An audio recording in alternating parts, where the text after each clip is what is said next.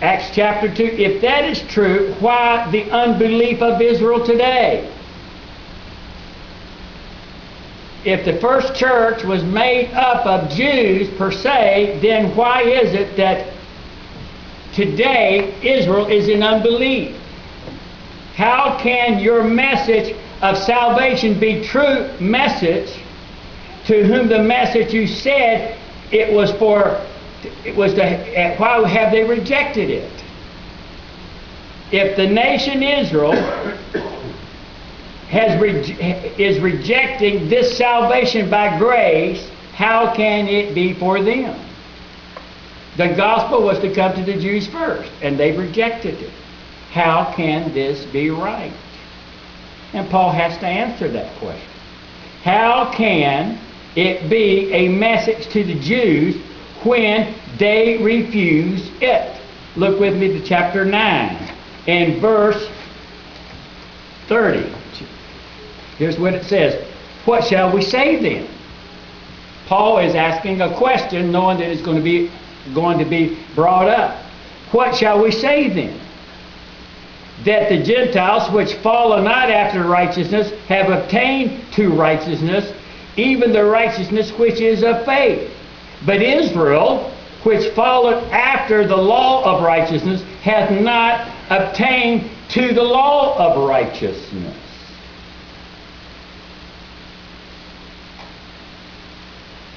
The Jews, then, it was not that the message wasn't for them. They refused to believe it. Gentile believed by faith, the Jews by works. Chapter 10, verse. Brethren, my heart's desire and prayer to God for Israel is that they might be saved. For I bear them record that they have a zeal of God, but not according to knowledge. For they, being ignorant of God's righteousness and going about to establish their own righteousness, have not admitted themselves unto the righteousness of God. God wanted them to have it, but they refused it. Chapter 11, verses 11 and 12. Chapter 11, verses 11 and 12. Says this, if I can find it. I say then, have they stumbled that they should fall? God forbid. But rather, through their fall, salvation is come unto the Gentiles for to provoke them to jealousy. Now, if they fall, of them be the riches of the world, and the diminishing of them the riches of the Gentiles, how much more their fullness? Jewish unbelief doesn't mean evangelism is to the Jews needed, that we need to stop our evangelism simply because the Jews in unbelief do not believe the message of Jesus Christ.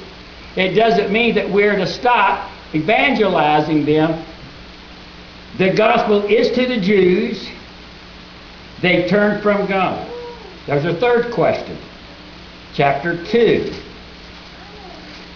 Chapter 2 and verse 28 and 29.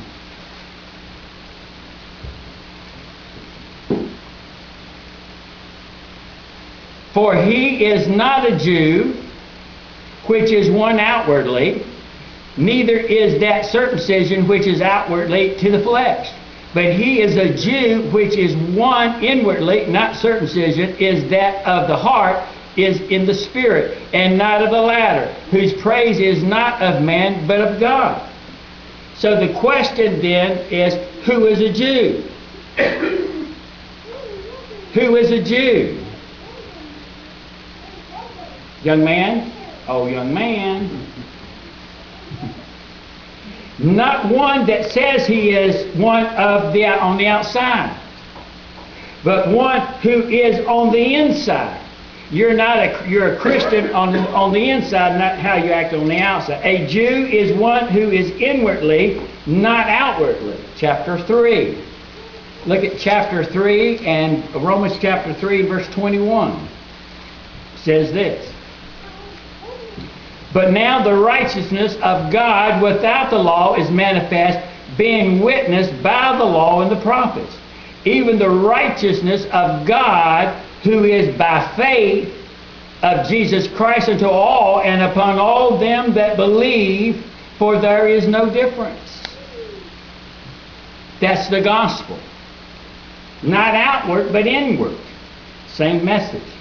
It is a gospel that reaches the heart. It's always by faith.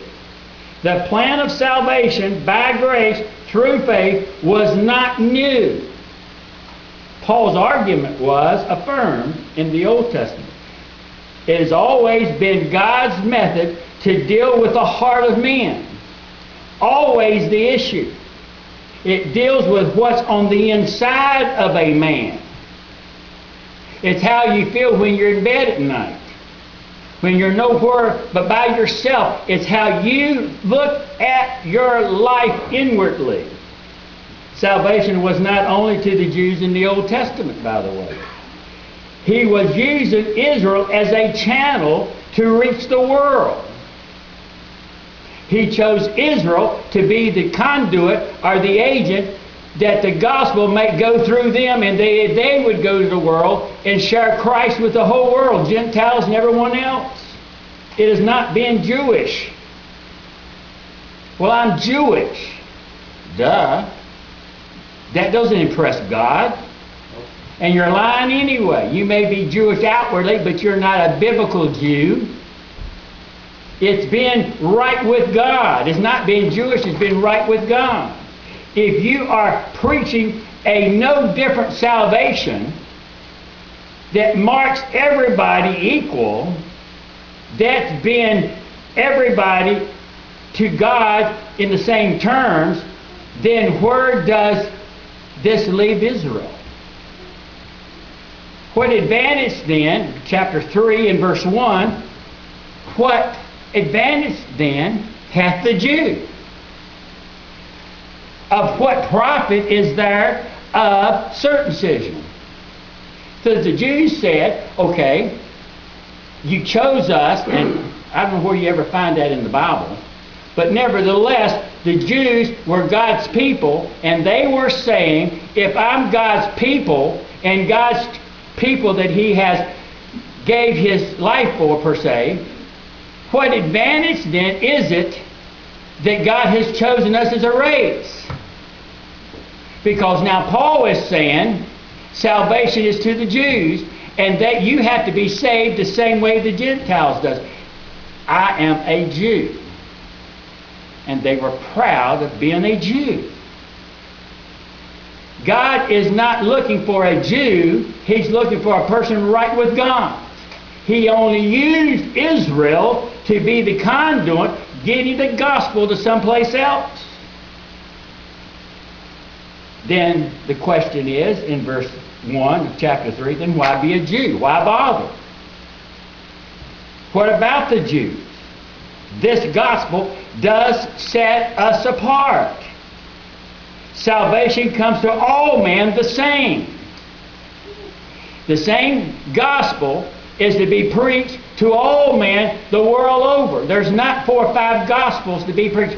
I heard today that there are 25,000 people a day getting saved in Africa. I can't say that for sure, but I don't believe that. The way a person is brought to salvation in Africa is the same way that we are brought to salvation here in America. And I'm telling you what, getting people saved in America is very difficult. Chapter 9, verse 4 and 5. Look what it says. Romans chapter 9, verses 4 and 5. Who are Israelites? To whom pertaineth the adoption? Here's what they are. Who is an Israelite? Those who have pertained the adoption, the glory, the covenants, the giving of the law, the service of God, and the promise. Would you mind underlining that word promise? You remember that word this morning in our Bible study? The promise, plan. And verse 6 says this, not as though the word of God hath taken none effect, for they are not all Israel which are of Israel. That is, again, what he is saving is inwardly. Not everybody who is a Jew is true Israel. A true Jew is one whose heart is right with God in salvation. The church does not set apart the unique place of Israel. God is still a God of Israel. But because you are a Jew, it doesn't mean it's yours automatically that you're going to go to heaven. Because not all Israel is Israel. Not all outward Israel is inward Israel. Not everybody who claims to be a Christian is a Christian inwardly. You can go out the world and say, I'm a Christian every day of the week and still be lost. God is not asking you to change outwardly per se. He's asking you to change your attitude towards God.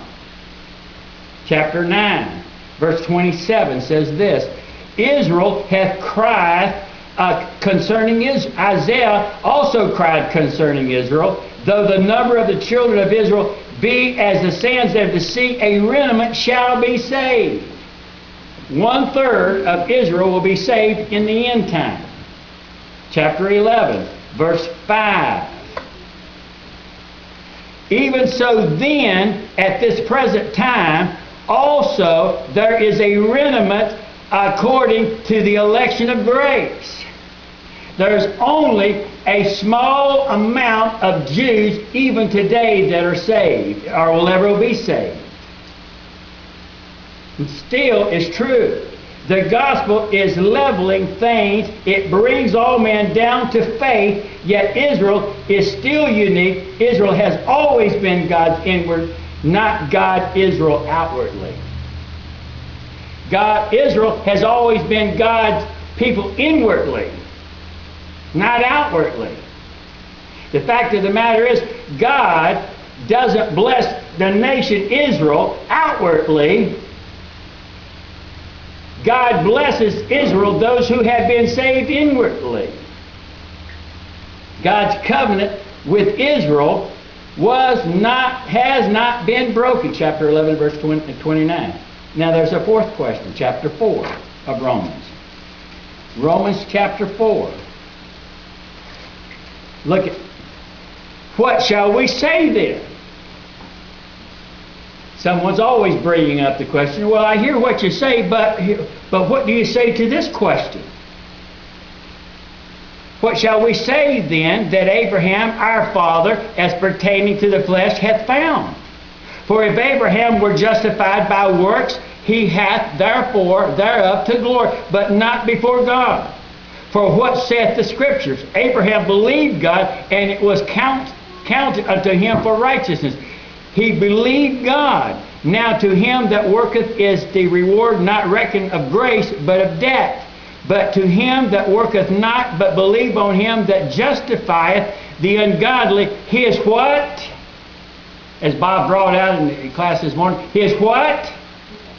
His faith. A person in the Old Testament was saved by faith and not by works. Amen. Is counseled for righteousness. So all the work that people did, Jews' work towards our salvation, is of none effect. Abraham, the father of all them that believe. Not everybody who claims to be from the tribe of Abraham are from that tribe. How can this descendant reject the message? The general theme is clear. How can justification by grace through faith explain what is currently a reality in Israel? They have rejected the gospel.